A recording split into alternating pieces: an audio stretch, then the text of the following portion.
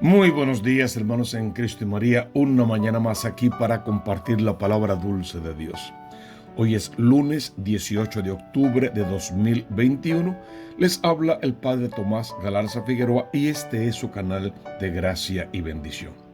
Hoy la iglesia celebra la fiesta de San Lucas. San Lucas nació en Antioquía de Siria en el seno de una familia pagana a comienzos del siglo I de nuestra era. En su juventud recibió una esmerada educación y más tarde se dedicó al ejercicio de la medicina. Después de su conversión al cristianismo, acompañó a San Pablo en sus dos últimos viajes y le asistió durante su cautividad en Roma. Fue en esta época de su vida cuando conoció a otros apóstoles y discípulos que le hablaron de Jesús y de la extensión del cristianismo por Judea y por Samaria.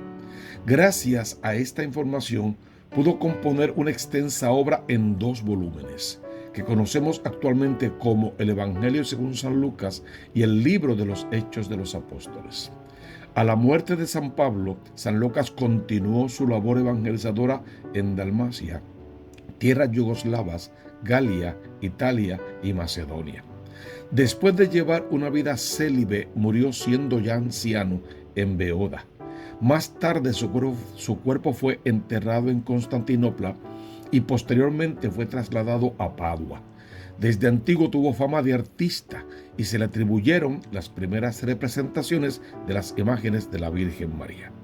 Todo esto y más lo encontramos en los canales oficiales de la Iglesia Católica en Internet en torno a la figura de San Lucas el apóstol, que sin ser apóstol llegó a ser uno de los más reconocidos e importantes y que ya dijimos nos dejó 2 grandes volúmenes, un evangelio, el Evangelio según San Lucas y también el libro de los Hechos de los Apóstoles. La primera lectura de hoy está tomada de la carta del apóstol San Pablo a Timoteo en el capítulo 4, versos 10 al 17b. Querido hermano, recuerden que va dirigida a Timoteo. Es una carta íntima, realmente muy de dos. Sin embargo, es una carta universal para toda la iglesia. Querido hermano, Dimas me han abandonado, enamorado de las cosas de este mundo presente, y se marchó a Tesalónica. Crescente a Galilea, Tito a Dalmacia. Lucas es el único que está conmigo. Toma a Marcos y tráelo contigo, pues me es útil para el ministerio. A Tíquico lo envié a Éfeso. Uno lee esta introducción a la carta y uno se pregunta, wow, ¿qué situación de verdad está viviendo Pablo en este momento? Unos lo han abandonado para seguir las cosas del mundo. O sea que la diserción, la división, el sectarismo, desde el principio de la iglesia estuvieron acompañando como un mal quizá necesario para poder defender más y mejor los postulados de la fe, pero que estuvieron presentes ahí y hasta el momento siguen ahí haciendo su obra y a veces una obra contraria a los evangelios. Los demás se fueron a diferentes lugares por diferentes razones. El caso es que básicamente Pablo se fue quedando solo.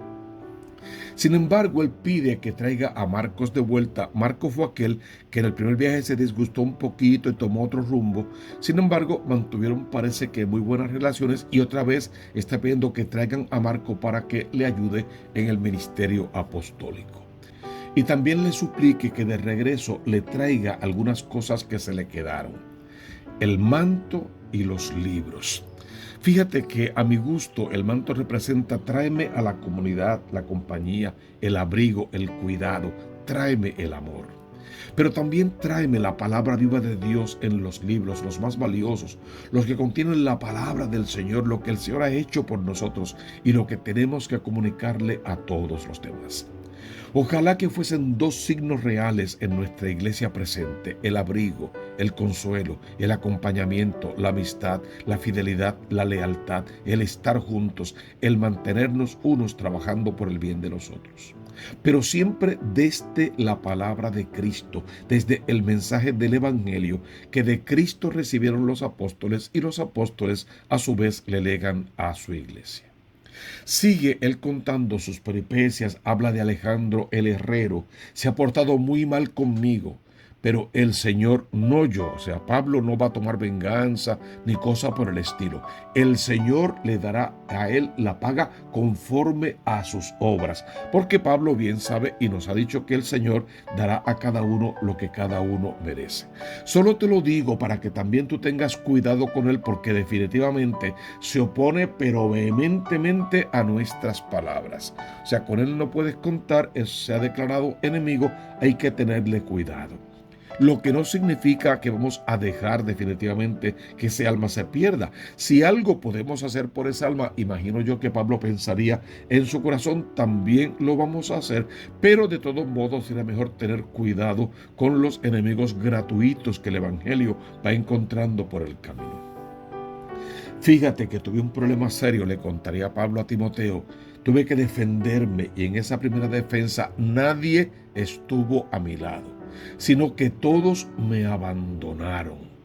Sin embargo, le pido a Dios que no les sea tenido en cuenta. Y esa frase me gusta porque es parecida a la de Cristo en la cruz. Señor, no le tomes en cuenta este pecado, perdona a los padres porque no saben lo que han hecho.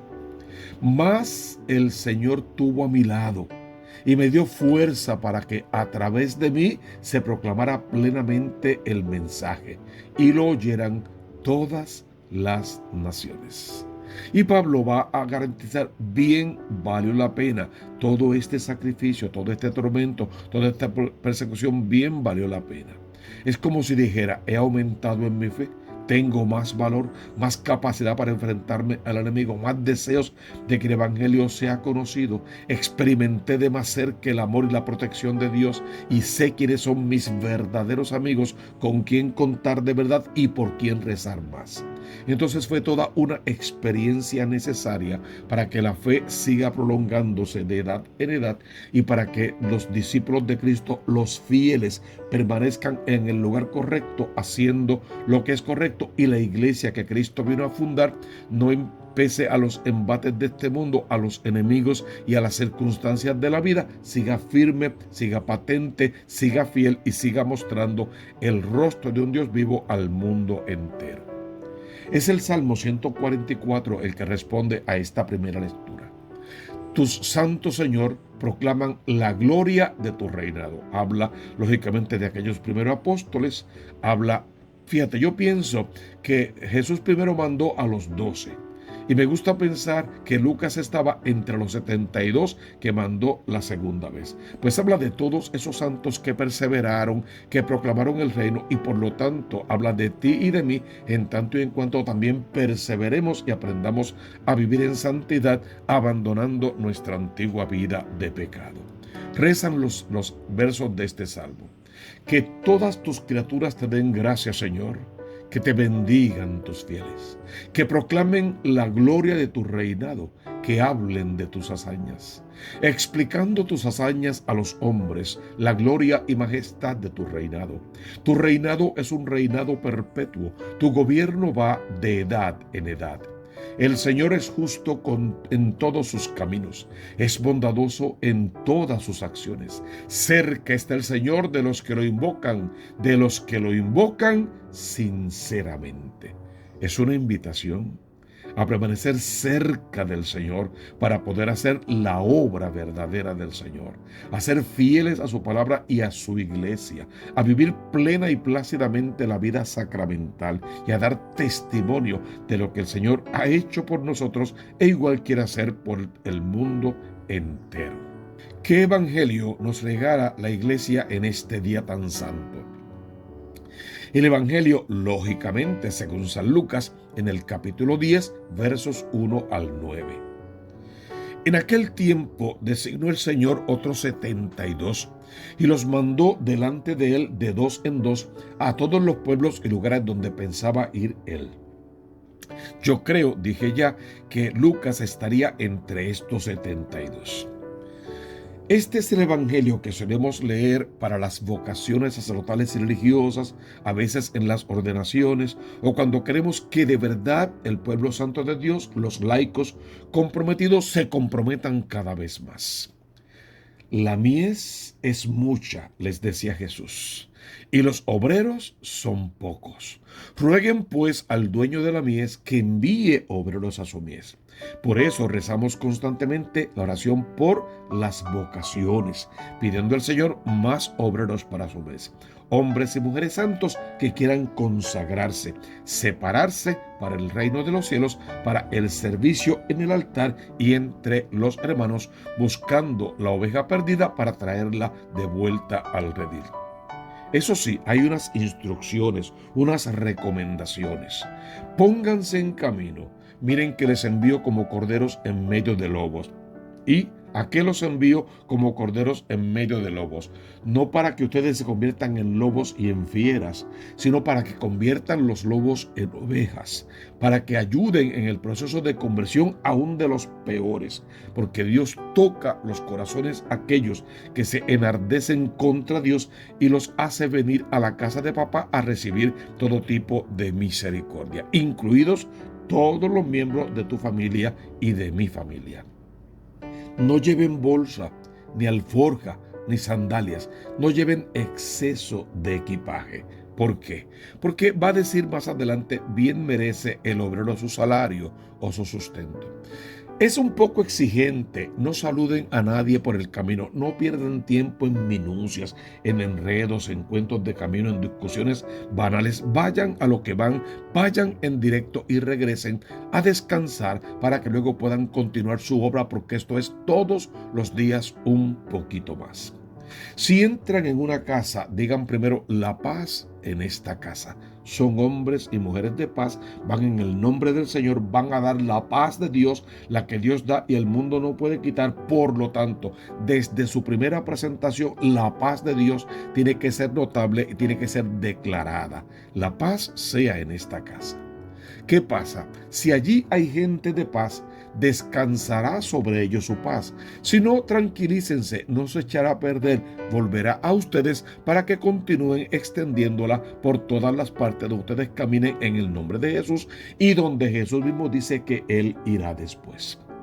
Quédense en la misma casa, comiendo y bebiendo de lo que tengan. ¿Por qué? Porque el obrero merece su salario. Hay una recompensa en este mundo, pero hay una recompensa mayor en el reino de los cielos. Entonces, confíen en el Señor, que así como se encarga de alimentar los pájaros del campo, de vestir los lirios del campo, así mismo se va a encargar de cada hombre, de cada mujer que se dedique al ministerio. Claro, dice la palabra que con pruebas suficientes, con algunos dolores y dolencias, quién sabe con cuántos padecimientos, con la cruz a cuestas, pero el Señor se va a encargar y no nos dejará en vergüenza, nos va a decir San Pablo.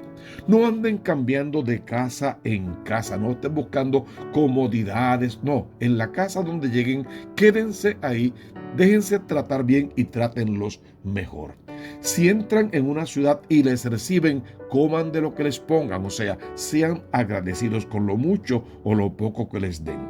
Curen a sus enfermos que hay en esa casa, o sea, hagan el apostolado, practiquen la misericordia, todo lo que tienen que hacer, háganlo bien hecho. Y hagan sobre todo referencia y la proclamación de que el reino de Dios ha llegado a ustedes.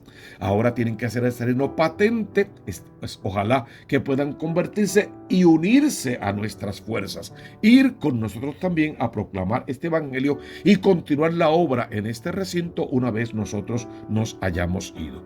Más o menos esa será la idea de ese itinerario de un día en la vida de uno de estos mensajeros, de estos apóstoles, de estos hombres de fe que van cumpliendo con lo que Dios les pide. Fíjense qué bonito rezaría la antífona de entrada del día de hoy.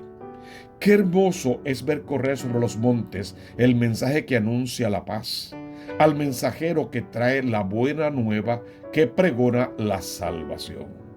Qué hermoso es ver correr sobre los montes al mensajero que anuncia la paz. Ojalá que tú estés incluido entre estos mensajeros que anuncian la paz.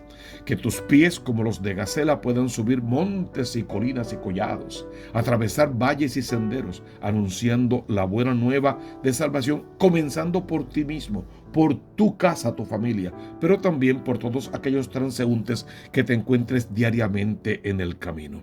Sin apegos a las cosas de este mundo, completamente libres para Dios, proclamando el reino de los cielos desde el Evangelio de Cristo, no de evangelios infundados, y sabiendo que estamos llamados a la unidad, nunca a la división, nunca a la separación, nunca al sectarismo. Un solo corazón y una sola alma, porque así es como tenemos que vivir nuestra fe en un solo Dios, un solo Señor, una sola fe, una misma iglesia, un solo Dios que nos ama a todos de manera particular y que por todos derramó la sangre de su Hijo en la cruz para redención de nuestras almas. Déjate tocar en esta mañana por el dedo creador de Dios para que viviendo como hijo amado de Dios conozcas y cumplas con tu misión, porque ya conoces la consigna.